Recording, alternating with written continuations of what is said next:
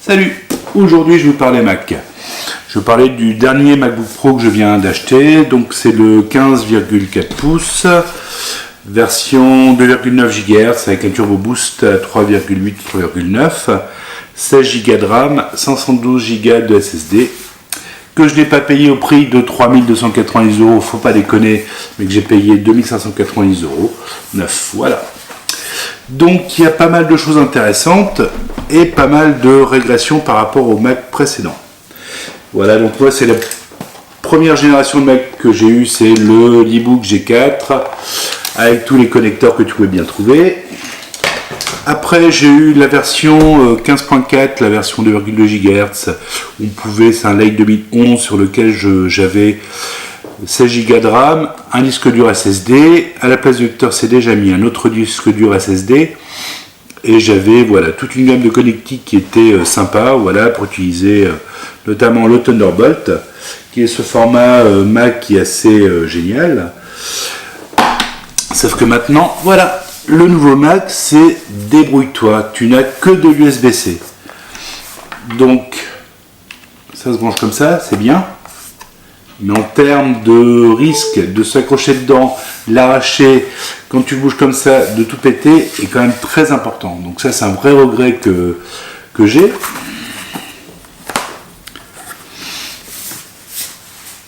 Donc ça, c'est réactif, ça se met en haut très facilement, c'est bien. Il n'y a plus la petite pomme qui s'allume, c'est un peu dommage. Et c'est un peu dommage de devoir racheter à chaque fois des adaptateurs. Parce que si vous l'utilisez par exemple, voilà, un dont je me sers assez souvent sur le Mac. Voilà. Vous êtes obligé déjà d'utiliser un adaptateur plus un deuxième adaptateur. Vous pouvez très bien racheter en USB-C. Bon, ça coûte encore une blinde.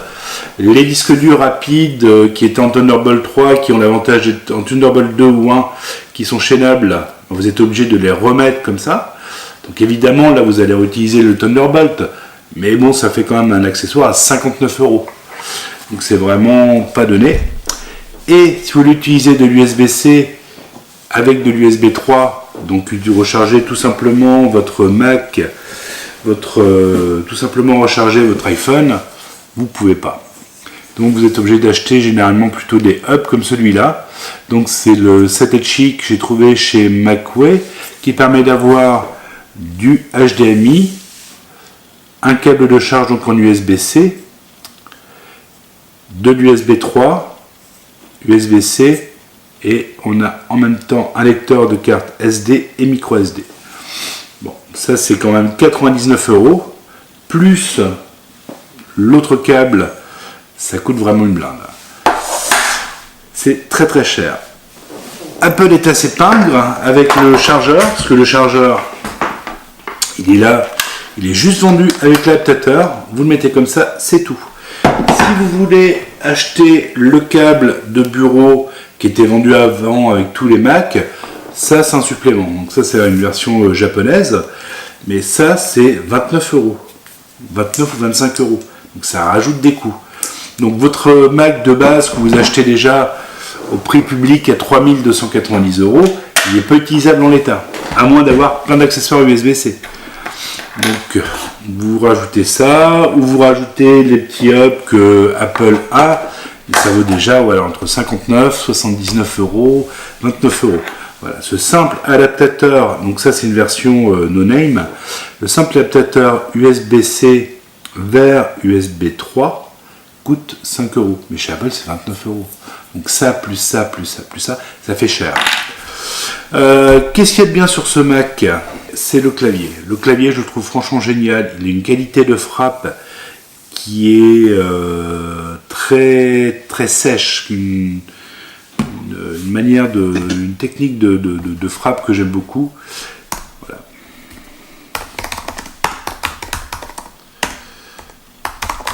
Voilà, il est vraiment très bien pour écrire. Moi, je m'éclate avec. Autre grande nouveauté, donc cette touch bar, voilà, qui peut éventuellement faire à peu près n'importe quoi. Voilà, le plus souvent ce qui me paraît un autre jour de la même heure, je suis. Voilà, il y a une proposition d'écriture, des smileys, des conneries. Ça, à mon avis, la touch bar, c'est de la rigolade, surtout quand on tape. Ça peut être bien pour certaines applications. Vous fermez, hop, vous quittez.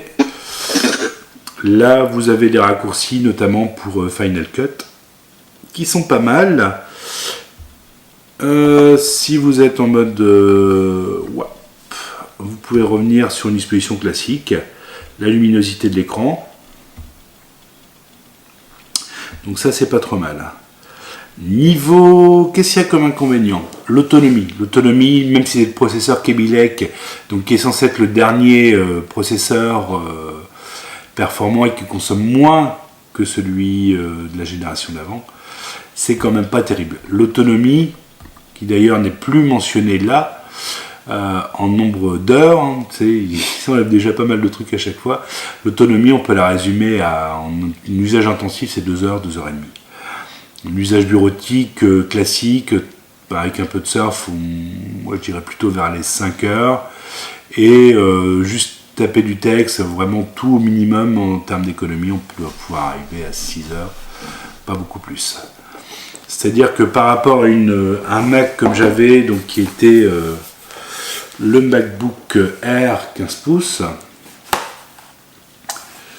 il n'y a pas franchement beaucoup de progrès. Les performances, oui, bien sûr, ça reste une bête de course.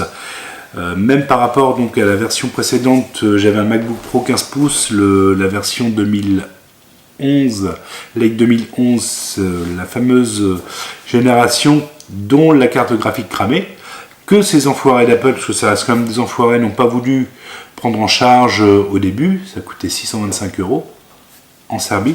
C'est pour ça que j'étais obligé d'acheter celui-là. J'avais pas forcément les sous pour refaire un ordinateur. Voilà. Donc celui-là, c'est un MIT 2013. Donc j'ai pu, moi, me le faire réparer qu'en 2015, le Mac. Donc c'est un Mac qui marchait bien, mais qui commençait à être un petit peu limité en termes de débit.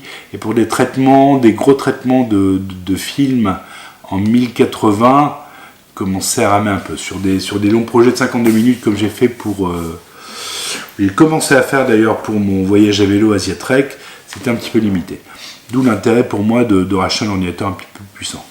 Ça reste quelque chose, un outil de travail pour moi, et je voulais, voilà, ça reste aussi un plaisir. Alors c'est un plaisir qui est un petit peu frustré par cet adaptateur. Donc il y a plusieurs marques, Belkin, il y en a un sur Indiegogo qui le propose aussi, Bolt, qui permettent de retrouver ce principe du MagSafe. Parce que le gros problème, déjà, il faut réussir à bien en ficher. Ça marche pas génialement bien. Avant un Mac, vous aviez le MagSafe, ce petit truc mag comme magnétique, vous le mettiez dedans. Voilà, c'est vert, c'est chargé, c'est orange, ça charge encore. Vous n'étiez pas obligé de regarder. Là, on ne sait pas. Il n'y a même pas les petits voyants sur le côté comme il pouvait y avoir sur mon MacBook Pro, donc c'est pas terrible. L'aspect extérieur reste quand même assez solide. Même sur celui-là qui pouvait paraître un petit peu frêle, il s'est pris pas mal de jetons, ça reste assez solide. Pour moi, un Mac, c'est avant tout un outil de travail et ça doit être fiable et solide. Donc on va voir celui-là à l'usage. Je vous déconseille vraiment de le payer au tarif plein pot, parce que, merde, 3290 €. Et la RAM, c'est 16 Go, vous ne pouvez pas la changer. Tout ce que vous le commandez, il est là. Voilà, vous avez quelque chose qui n'évoluera jamais. Vous ne pouvez pas changer le disque dur, la carte graphique, vous ne pouvez pas changer les barrettes mémoire, vous ne pourrez rien faire. Touch, voilà, donc c'est celui-là que j'ai acheté, le Touch ID, processeur 2,9, 512 Go, voilà, avec Turbo Boost, 16 Go de mémoire. Ah ouais, non, je dis des bêtises, elles ont toutes 16 Go. Donc si vous voulez avoir quelque chose d'un petit peu plus performant, allez, configuration standard, ok. Si vous voulez la version à 3,1 GHz, c'est 220 € de plus. Un disque dur de 2 Tera, c'est beaucoup plus cher encore. Final Cut Pro, voilà. Vous obtenez quand même un ordinateur à 5288 €. Non, mais au secours. C'est une aberration. Donc si on reprend la configuration standard, voilà, même pour avoir un disque dur de SSD, c'est déjà 490 € pour avoir le double. passer de simplement 512 à 1 Tera. C'est hors de prix. Donc choisissez bien, évitez de prendre à mon avis la version 256 qui va être vraiment très limitée et qui est à 2,8 Go. Donc c'est vrai qu'il y a le différentiel de prix est énorme. 2799 €, vous passez à 3299. Sur le bon coin, vous avez des tarifs. Moi, je l'ai trouvé à 2590 € la version donc Core i7 quadricore à 2,9 GHz, le Kaby Lake avec un turbo boost à 3,9. Autre chose, la version sans touch bar reste quand même très très cher, 2249 €. Voilà, faut savoir que mon Mac que j'ai pu étendre facilement, changer le disque dur, la RAM, je l'ai payé 1900 et quelques euros, 1979 € je crois, en 2011. Donc les tarifs sont devenus complètement fous. Apple est une marque folle. Pourquoi vendre des ordinateurs à ce prix-là? Surtout que de plus en plus, ils n'offrent qu'une... Il n'y a plus vraiment d'avantages. Voilà, le Mac Safe a disparu. Plein de petites choses qui faisaient le charme d'Apple disparaît. Et ça, franchement, on sent mieux qu'Apple a changé, que Steve Jobs n'est plus là et que l'autre, Tim Cook, s'y fait un peu ce qu'il veut. Et les ingénieurs font ce qu'ils veulent. C'est dommage.